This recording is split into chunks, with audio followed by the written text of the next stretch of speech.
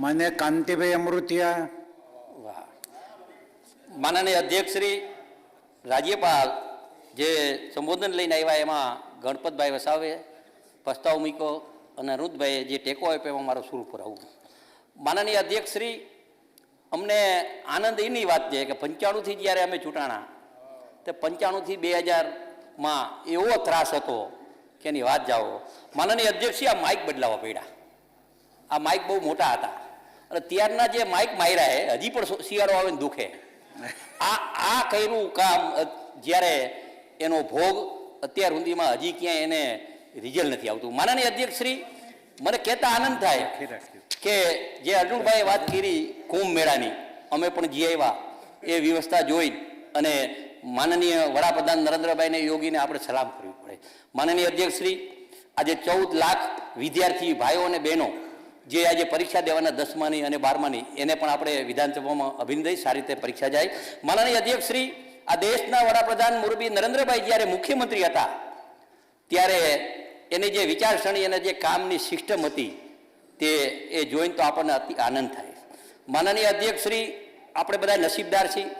વર્ષો પહેલાં દેશ આઝાદ થયો ત્યારે ગાંધીજી અને સરદાર પટેલે દેશને આઝાદ કર્યો અને આઝાદ કર્યા પછી એનો મોટામાં મોટો હમા પક્ષવાળા એનો લાભ લીધો અને એને યાદ નથી કર્યા. માનનીય અધ્યક્ષ શ્રી, જ્યારે નરેન્દ્રભાઈ મુખ્યમંત્રી થયા ત્યારે અમે ધારાસભ્ય ચાલુ હતા ત્યારે અમને કહેતા આનંદ થાય કે સરદાર પટેલનું જે સ્ટેચ્યુ બનાવ્યું આખા ભારતમાં ધારાસભ્યને મોકલી અને લોખંડ લઈ આવીને એનું સ્ટેચ્યુ બનાવ્યું. માનનીય અધ્યક્ષ શ્રી, ગાંધી મંદિર બનાવ્યું ત્યારે ગુજરાતમાંથી ગામોગામથી સરપંચને માટી લાવી અને ગાંધી મંદિર બનાવ્યું. માનનીય અધ્યક્ષ શ્રી, એને એના નેતાનો લાભ લેવો હોય, એનો નેતાનો લાભ લેવો, નેતા પાછળ કાંઈ કરવું નથી. માનનીય અધ્યક્ષ શ્રી, મને કહેતા આનંદ થાય છે કે મારે મોરબી જિલ્લો છે, હું ભારતીય જનતા પાર્ટીનો આભાર માનું, મને મોરબી જિલ્લો આપ્યો, હમણાં કોર્પોરેશન આપી, હું સરકારનો આભાર માનું, ભૂપેન્દ્રભાઈનો અને કનુભાઈનો. હમણાં જ વાત કરી અર્જુનભાઈ કે અમારા મુખ્યમંત્રી કનુભાઈ તો એટલા સોબર હે ને, માગો એ આપે. અને મેં મારા જીવનમાં જોયું એ 95માં 38 કરોડનું બજેટ હતું અને અત્યારે શહેરી વિકાસનું 3,325 કરોડનું બજેટ છે ને, 40% વધારો કર્યો. માનનીય અધ્યક્ષ શ્રી, એક ડિપાર્ટમેન્ટનું 95માં જે આખા ગુજરાતનું બજેટ હતું એટલું બજેટ ફાળવું, એટલે એનો પણ અભિનંદન આપું. અર્જુનભાઈને સાંભળીને બહુ અતિ આનંદ થયો. અર્જુનભાઈ મોરબી ભણતા એન્જિનિયરિંગ કોલેજ, તે દુના અમે મિત્ર હી. આજે ખુલ્લા દિલથી બોલ્યા પણ સાંભળવાવાળા અમે નહોતા. અર્જુનભાઈ, તમારા જેટલા મિત્ર આવે ને આ પીચ મોકલજો, એને કુદરત સદબુદ્ધિ આપે. ભાઈ, અમારા 68 તોડ્યા હતા, હજી તો અમે વ્યાજે જ લઈ 68 ધારાસભ્ય તોડી નાખ્યા હતા. ભારતીય જનતા પાર્ટીની સરકાર તોડી હતી અને અમને તો તમને કહું વાહામાં માર્યા માઇક.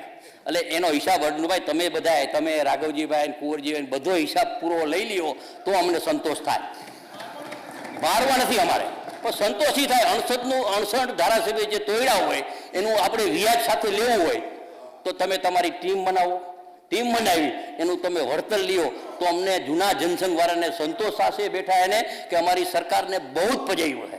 હું અભિનંદન. માનનીય અધ્યક્ષ શ્રી, મને મોરબી જે કોર્પોરેશન આપ્યા પછી મને કહેતા આનંદ થાય, નવું કોર્પોરેશનને 2200 કરોડ રૂપિયા જે ફાળવા છે એ તો બહુ અતિ આનંદમાં છે. પણ કોર્પોરેશન ગયા વખતે બજેટમાં કોર્પોરેશન જાહેર કરી, આ બજેટમાં 2 મહિના પહેલાં, વર્ષો પહેલાં મારો પ્રશ્ન હતો મોરબી જે કેનાલનો પ્રશ્ન, એને 55 કરોડ રૂપિયા આ ભૂપેન્દ્રભાઈની સરકારે આપીને આખી કેનાલ પાકી બનાવવાની વાત છે.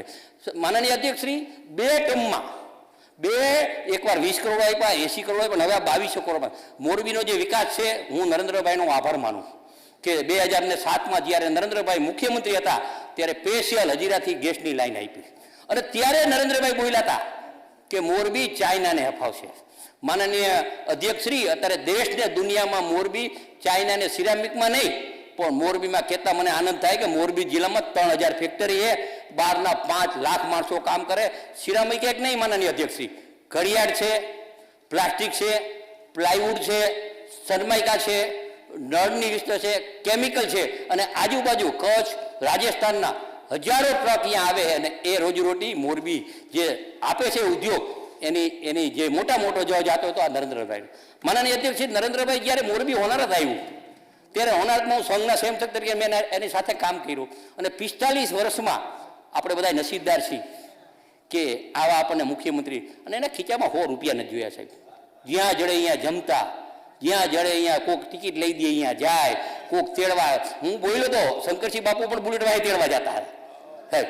આ કહેતા આનંદ થાય. આવા આપણને વડાપ્રધાન મળ્યા માનનીય અધ્યક્ષ રાય, તો મને તો એમ લાગે કે તમને વિરોધ કરતા નથી આવડતો. માનનીય અધ્યક્ષ વિરોધ કરો, સિસ્ટમ તો હોવી જ જોઈએ ને. કાંઈ ડોક્ટર બનેલા મેં મારા જાહેરજીના 30 વર્ષના ધારાસભ્યમાં ધારાસભ્ય ડોક્ટર બની સીન છપાટા કરીને પહેલી વાર જોયું સાહેબ. એનો વિરોધ કરો, દવાખાનાનો વિરોધ કરો, કામનો વિરોધ કરો, બધો વિરોધ કરો, પણ બહારે નીકળી અને જે સીન છપાટા કરવા એ મને એવું નથી લાગતું એ કરવું જોઈએ. કારણ એ કોણ કરે? આપણે નાટકમાં ઉતરા હોય તો નાટક ભજવવાનું હોય. માનનીય અધ્યક્ષ, આપણે નાટકમાં ઉતર નાટક ભજવવાનું હોય, પણ આપણે નાટકમાં નથી ઉતરા. આપણને પ્રજાએ 3 લાખ મતદારો આપણને ધારાસભ્ય બનાવ્યા છે, તો ધારાસભ્ય બનાવ્યા પછી વિરોધ પક્ષ મજબૂત હોવો જોઈએ 100%. પણ મને તો એવું લાગે વિરોધ પક્ષને વિરોધ કરતા નથી આવડતો. અમે જોયું હોય વિરોધ પક્ષમાં 1985માં અમારા વિરોધ પક્ષમાં અશોકભાઈ ભટ્ટની હતા સાહેબ. તો એને વિરોધ કઈ રીતે કર્યો? કે પ્રજાને ફાયદો થાય એ વિરોધ કરવો જોઈએ. આ તો પોતાને ફાયદો થાય એ વિરોધ કરવાનો, કોઈ કંપનીનો પ્રશ્ન પૂછવાનો, એ કંપનીમાં સેટલમેન્ટ કરવાનું. આ વિરોધ પક્ષ તરીકે મને એવું નથી લાગતું કે આ તમારી જે વ્યવસ્થા છે ને એ ખોટી છે. માનનીય અધ્યક્ષ શ્રી, બીજું મને કહેતા આનંદ થાય કે કચ્છમાં વર્ષો પહેલા કચ્છથી બધા પશુ આવતા અને મારા ગામ જેતપુરથી અહીંયાથી નીકળતા, ત્યારે બાબુભાઈ મેઘજી અમારા કાર્યકર્તા હતા અને અમે પશુને સાચવતા હતા. આ દેશના વડાપ્રધાન મુરબી નરેન્દ્રભાઈ એવા પછી તમે કચ્છનું જે ડેવલપમેન્ટ છે, મને તો એવું લાગે કે હું એનો પ્રભારી જ જોતું કે ઘરે ઘરે નરેન્દ્રભાઈના ફોટા રાખે. કચ્છ નહીં દેખા તો કુછ નહીં દેખા. એ આ નરેન્દ્રભાઈની જે દેન છે એનો પણ આભાર માનવો પડે. અને આ દેશના વડાપ્રધાન અને અમિતભાઈ આપણે નસીબદાર છીએ કે આવા આપણને 50-75 વર્ષ પછી આવા આપણને નેતા મળ્યા છે. તો કાંઈ ન કરે તો કાંઈ નહીં, વિરોધમાં તો કરો માં. અને વિરોધ કરવો હોય તો પ્રજાના પ્રશ્ન માટે વિરોધ કરો, ખોટી વાત માટે ન વિરોધ કરો.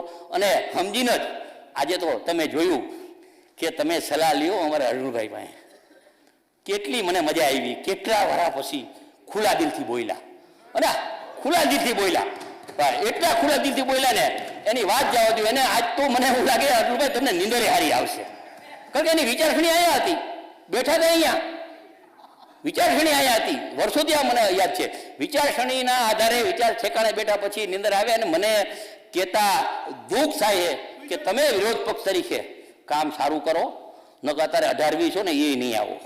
અને અમારે વિરોધ પક્ષ જોઈ છે, હા 12 બધું છે ને 17 છે ભેગા બધા. હા 19 જોઈએ, હા. પણ એ પણ પાત્ર તમારે હજી 3 વર્ષ બાકી છે. તમે તમારી ઇમેજ બનાવો, તમે તમારી વિરોધ પક્ષ તરીકે હારા પ્રશ્ન પૂછો. હારા પ્રશ્ન પૂછ્યા પછી તમને પ્રજા તમારા વિસ્તારમાં આવકાર એવું કરો. અને આ વિધાનસભાના પ્લેટફોર્મ ઉપર તમે તમારા પોતાનો સ્વાર્થની વાત કર્યા વિના જો પ્રશ્ન પૂછશો તો મને એવું લાગે, અમે છીએ ભારતીય જનતા પાર્ટીમાં, છતાંય પણ પ્રશ્ન હોય એ અમે સાચા દિલથી બોલતા હોય, એવું નથી બોલતા એમ. અને કહેતા તો આનંદ થાય. હમણાં જ મને 1-2 કાર્યકર્તાએ પૂછ્યું કોંગ્રેસના કે તમે ભારતીય જનતા પાર્ટીમાં છો તો તમને ફાયદો શું? મેં તો 370ની કલમ નીકળી ફાયદો, રામ મંદિર નીકળી ફાયદો, ભાઈ. અને અમે વિચારસરણીને જોડાયેલો ફાયદો છે. આપનું પ્રવચન પૂરું અને માનનીય અધ્યક્ષજી, મને તો કહેતા આનંદ થાય અમે ક્યાંય આગા પાછા નથી થયા. જનસંઘથી માની 3 પેઢીમાં અમે એક જ લક્ષ્ય રાખ્યો હતો કે આ દેશના વડાપ્રધાન મુરબી નરેન્દ્રભાઈ ખૂબ જ આગળ વધે ને એના વાયા અમે જઈ. માન્ય મનુભાઈ પટેલ, આભાર.